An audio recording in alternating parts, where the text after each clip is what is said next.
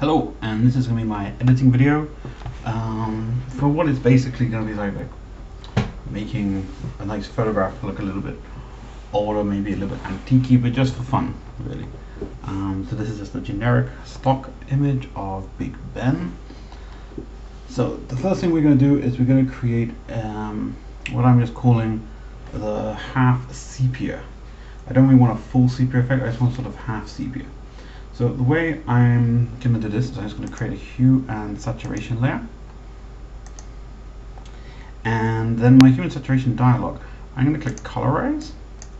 And I'm going to turn this to hue to 25 to give it that sort of sepia-ish color. And then what I'm going to do is on this layer mask here, I'm actually going to go image, apply image. And I'm going to have the background is going to be set. Layers will be set to the background. We've got the RGB channel, and we're going to have the blending set to normal. And we're just going to do this. And what this has done is just sort of made this sort of half sepia effect here, as you can see just on this building of Big Ben. So the sky is quite blue, and actually this is quite a nice little effect. It's very quick, very simple, very easy, and it looks actually really quite nice. What I'm also going to do is I'm actually just going to have a quick black and white adjustment layer. So what I'm just trying to do is just to highlight the areas in the image that I really want to highlight as black and white. It's going from this with yellow up a little bit. You can just use the pointer if you want to, so you can just darken the sky generally. That would be quite nice if we can do that. Maybe darken this, maybe brighten this bit of the building, darken this down like this. Okay, and just make as much adjustment as you really want to. So I'm really trying to give a quite nice dramatic look. This is also the time that if you wanted to, you could easily add a new layer, and with your paint bucket you could just drop this down from the top. It's not really, that's why. Then let's start again. I had the wrong gradient selected. I didn't really look, so I don't know, change the gradients, that's why. Do that, just click overlay if you wanted to. Just really darken that down.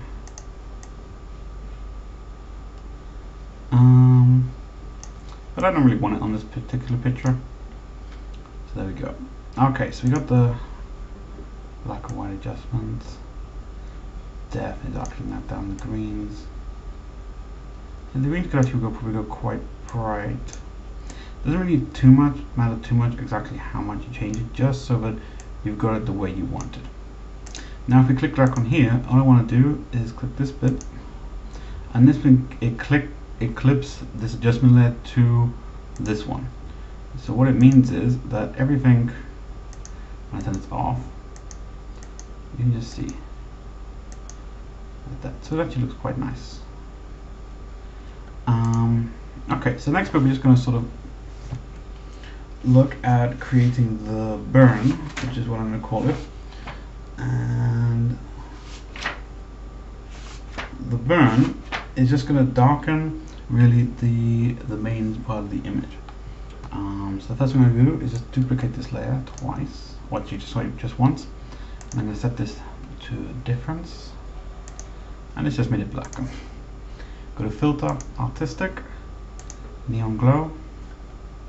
Got the glow source to 5. You can change it to taste. Glow brightness 15. That's perfectly fine. And it's just made that very dark. And if you go back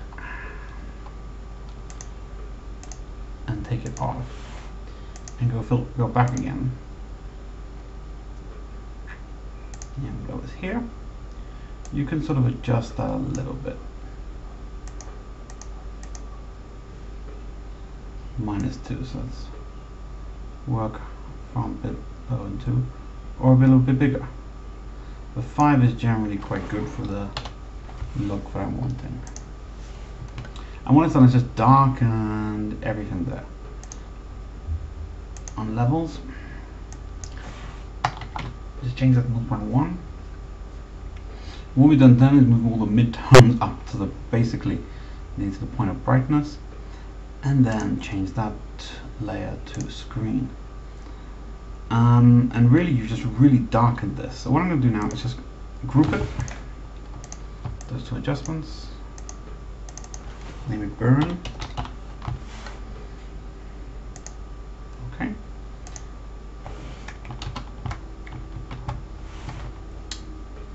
And now I'm just going to select this selection tool, because really I just want the center of the image to have this burn. So if I do this, okay, and once it's selected, just click into layer mask, Control I, and we just burnt in the sort of outside of the image. The next thing we're going to do is we're going to create a slight fog on the image. And for this one, we're actually going to duplicate this layer again. I'm going to move it above the burn layer. Move it above the burn layer. There we are. And now I'm just going to put the blending to overlay. And next, I'm just going to go filter and blur, lens blur, and just generally use the default settings. Click OK, and then going to have a human saturation layer. So put this in here, and this time I'm just going to minus the hue and minus the saturation. Okay. And we really just want it here. And what I'm going to do now is just duplicate this layer until I've got the effect of this blur that I'm sort of looking for. Okay. Now what I'm going to do is I'm actually not going to group the hue and saturation. Let's group that, name it fog. Once again with this, use the clipping mask there. So that's now clipped that entire group. Okay.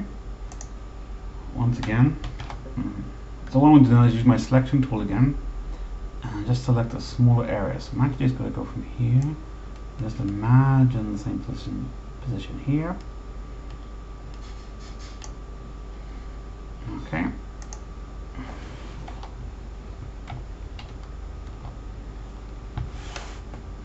And you can just sort of see the way that sort of built up, and it's just sort of blurred it all. And so that's the fog layer now. And the next thing I'm actually going to do is actually going to put a new layer on top. You can do this different ways, but I'm just going to do it with a paint bucket. This one black. And now I'm just going to go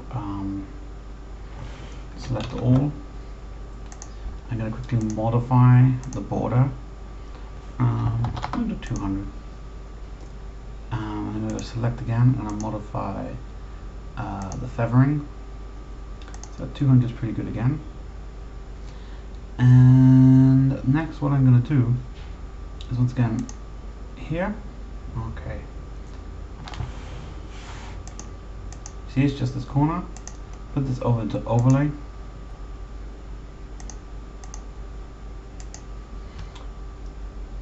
So as you can see here, it's just sort of darken this sort of outside bit, leave the center bright.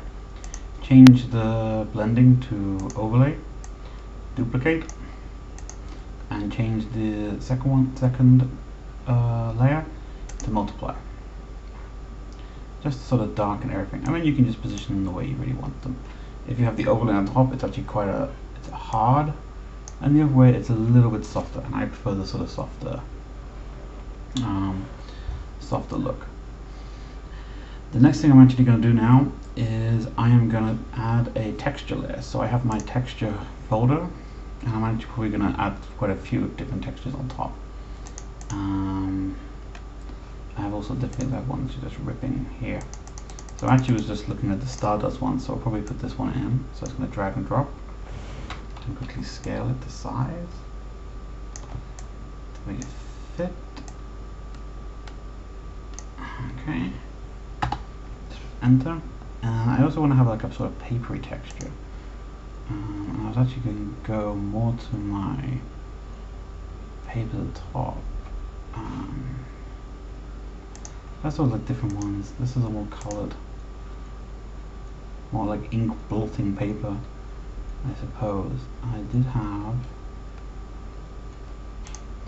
this one, and this one. These are ones that just sort of made and scanned. It sort of looks a bit strange. Imagine you have this. That's quite weird. I'm still trying to think of one which actually would fit the picture quite well. That might actually fit quite well. So I just pull this one in as well and drag it to size.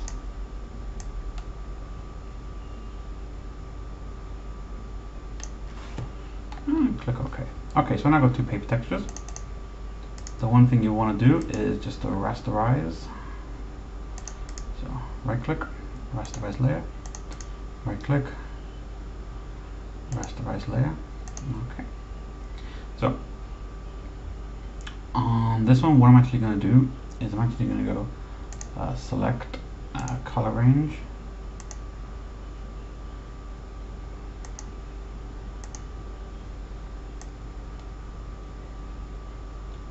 And I probably just want that. So we have, okay. So you just go these dots now and then put that into overlay. Maybe duplicate it. Okay. I'm going to put the paper actually underneath that. Turn it on. I'm going to go image, adjustments. I'm actually going to desaturate it. I want it so gray. This time again, overlay, just to have it sort of overlaying on it. Actually, I don't really like that paper texture, so I'm going to delete it. Doesn't really work what I'm doing. Probably go with the one I was originally gonna. Probably something not that too ripped. Actually, I'll go back to my blotting paper. I thought it was quite elderly papers. I'll do.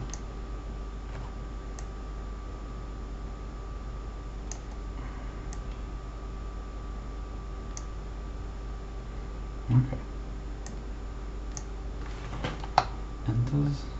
Entered, and overlay.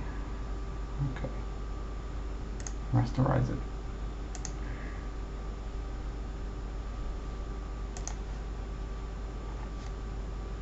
Image adjustments and desaturate, which for the life of me now I cannot even see. Ah, there it is. Okay. I think the only thing I'll probably do with this texture is just actually to lower the opacity just a little bit, just so it brings down a little bit more detail, like that. Just so it brings in a little bit more detail, and I think it looks pretty nice. I quite like that there. So I just group this again, name this textures.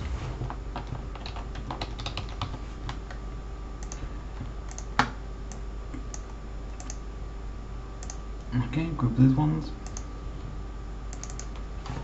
Name a vignette.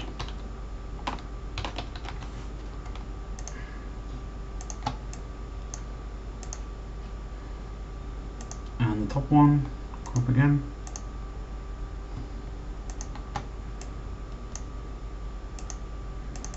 Just name it tone. Okay, and I think that looks actually overall not too bad. The only thing I probably will do is just add another hue of saturation and just turn up the saturation just a little bit. Actually, not even the saturation. I would actually maybe just do vibrance and bring the vibrance up.